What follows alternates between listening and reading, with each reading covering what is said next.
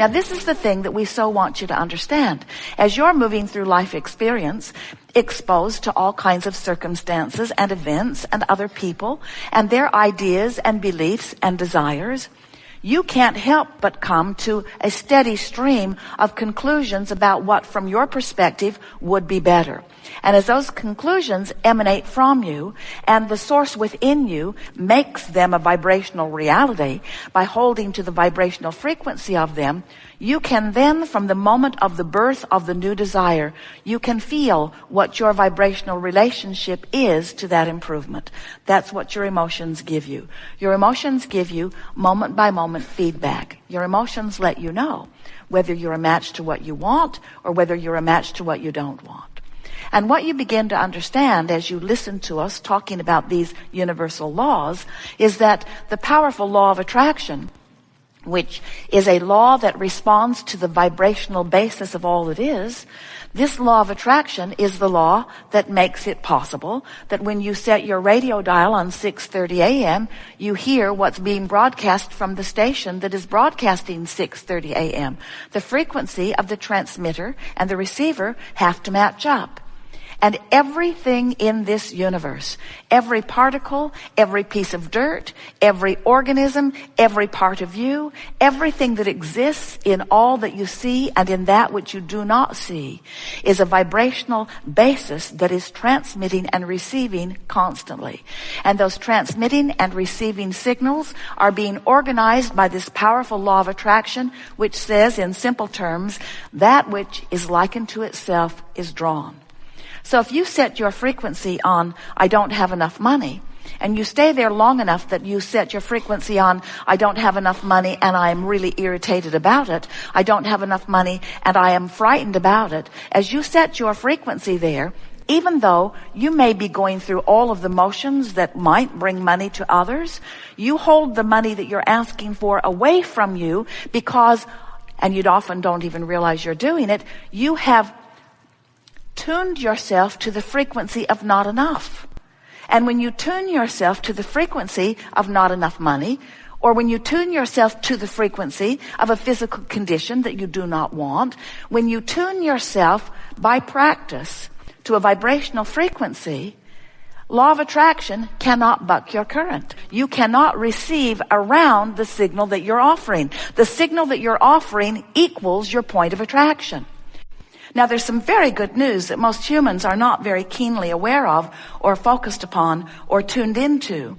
And that is that in every moment that you are experiencing life, you are causing an expansion, and the larger part of you is expanding. In other words, you cannot look for a moment at something unwanted without an equivalent desire emanating from you in a vibrational pattern.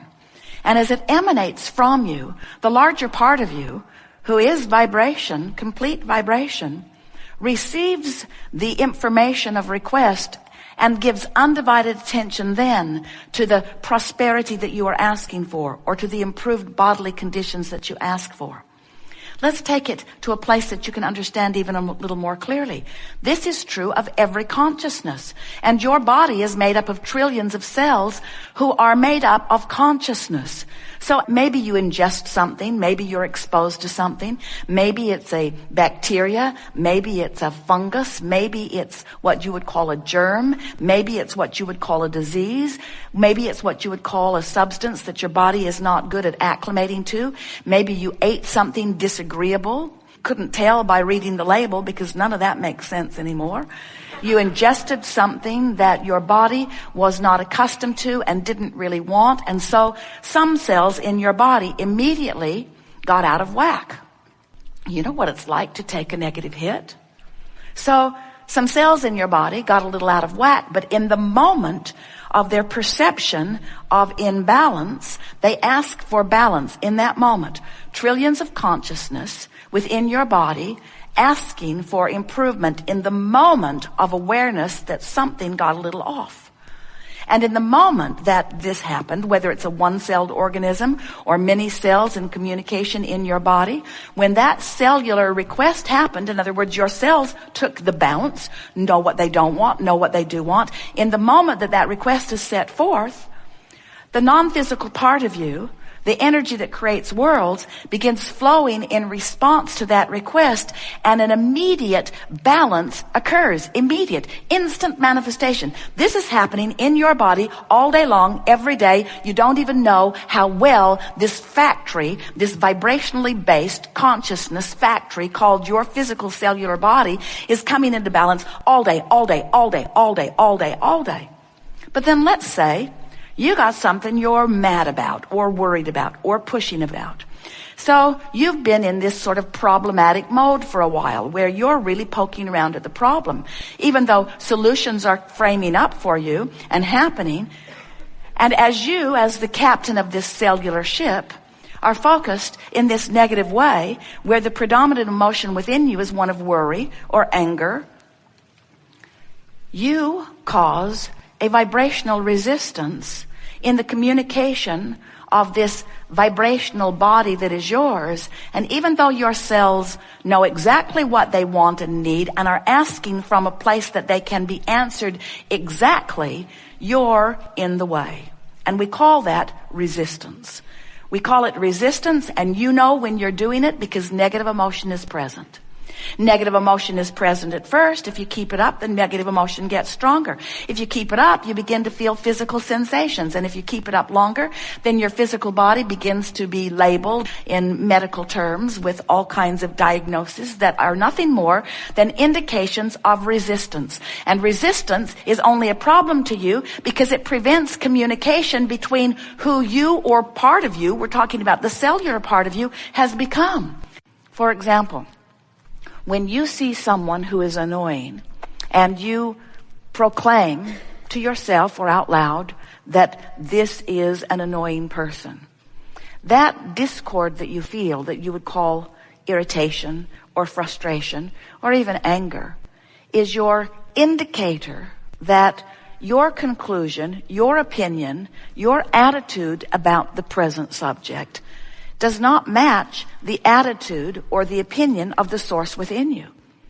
Because source within you loves that irritating person, even though you are finding that irritating person irritating. When you love, that feeling of love is that feeling of alignment. A feeling of hatred is a feeling of misalignment. Anger, misaligned.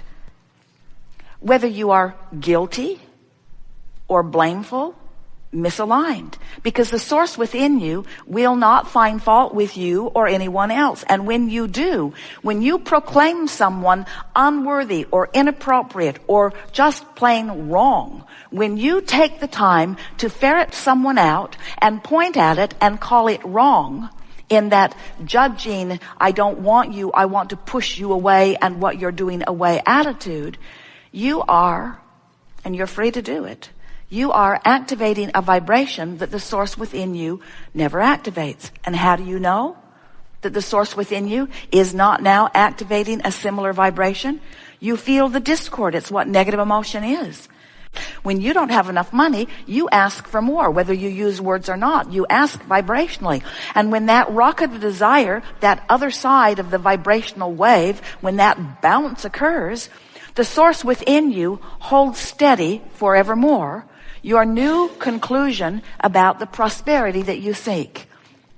But when you look back at the circumstance that caused you to ask for more money, and you defend the needing or the wanting of more money by pointing out how hard it is without it, or how unjust it is without it, or how not fair, how not right, how annoying, how unpleasant, how many others are experiencing it, maybe in the same way. As you defend or rationalize or justify your improvement request, you hold yourself out of vibrational alignment with the improvement that you have requested. And you hold yourself instead in vibrational alignment with the problem that caused the solution. When you see someone and you appreciate them, that feeling of appreciation that wells up in you is your indicator that your vibrational attitude, your vibrational opinion matches that of the source within you. When you love someone, there's no disparity between the vibrational aspects of you and you.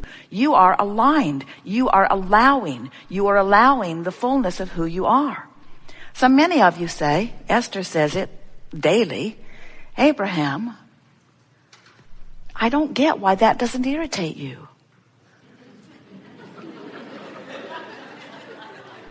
That irritates me. Why would someone behave that way? And we say to Esther, a better question than why are they behaving that way is, how does my awareness of their behavior feel?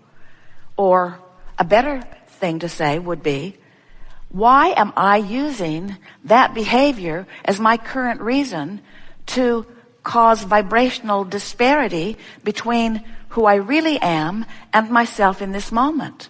Isn't that too big of a price to pay? And we say, we really think it is. But then often you say, well, if I'm not here to form an opinion, if I'm not here to make a judgment, if I'm not here to come to a conclusion of what I prefer, then what do you mean that I'm sorting through contrast and using the contrast to help me to identify what I want? And we say, well, that part's exactly right. But you did not intend to come forth, sift through the contrast, pick out the parts you don't want or that you don't like, and then make a career out of pointing out what's wrong with it.